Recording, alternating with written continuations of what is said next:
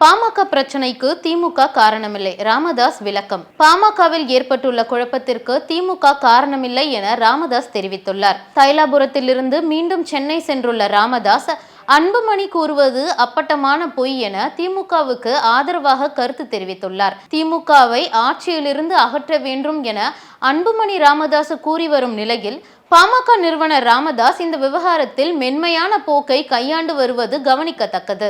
திமுகவில் அதிரடி மாற்றம், ஸ்டாலின் பிளான். சட்டப்பேரவை தேர்தல் போட்டி 4 வகையாக தொகுதிகளை பிரித்து களப்பணியாற்ற நிர்வாகிகளுக்கு திமுக தலைவர் மு.க. ஸ்டாலின் அறிவுறுத்தியுள்ளார். அதன்படி அடர்பச்சை திமுக நிச்சயம் வெற்றி பெறும் தொகுதிகள், இளம் பச்சை திமுக வெற்றி பெறும் தொகுதி, ஆரஞ்சு கடும் போட்டி இருக்கும் தொகுதி, சிவப்பு அதிக கவனம் செலுத்த வேண்டிய தொகுதி. இதற்கேற்ப பணியாற்றும்படி பொறுப்பாளர்களுக்கு திமுக தலைவர் ஸ்டாலின் அறிவுறுத்தியுள்ளார்.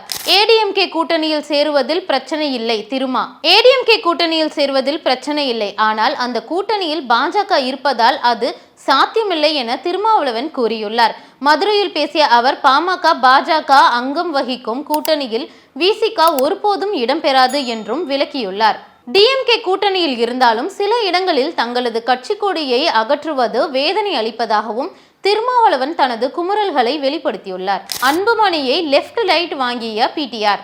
சட்டமன்ற தேர்தலுக்கு இன்னும் 10 மாதங்களே உள்ள நிலையில் பாமக தலைவர் அன்புமணி தமிழக தொழில்துறை வளர்ச்சி பிற தென் மாநிலங்களை விட குறைவாக இருப்பதாக அமைச்சர் பிடிஆர் பழனிவேல் தியாகராஜன் கூறியிருப்பதை சுட்டிக்காட்டியிருக்கிறார்.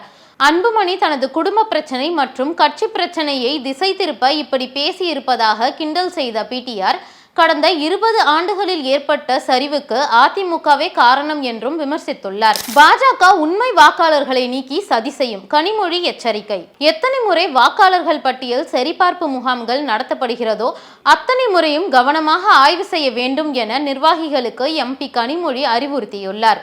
குமரியில் நடந்த திமுக கூட்டத்தில் சிறப்புரையாற்றிய அவர், மகாராஷ்டிரா ஹரியானாவில் செய்தது போல பாஜக உண்மை வாக்காளர்களை நீக்கி சதி செய்யும் என குற்றம் சாட்டினார். தீர்வு கண்ட பின் எதற்கு போராட்டம்? அமைச்சர் கேள்வி.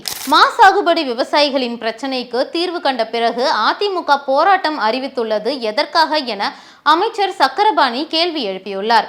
இதுவரை எந்த நடவடிக்கையும் எடுக்கவில்லை என இபிஎஸ் பச்சை பொய் சொல்வதை மக்கள் பார்த்து கொண்டுதான் இருப்பதாகவும் அவர் தெரிவித்துள்ளார். மாம்பழம் கூழுக்காக ஜிஎஸ்டியை குறைக்க வேண்டும் என திமுக அரசை இபிஎஸ் வலியுறுத்துவது விந்தையிலும் விந்தை எனவும் கூறியுள்ளார்.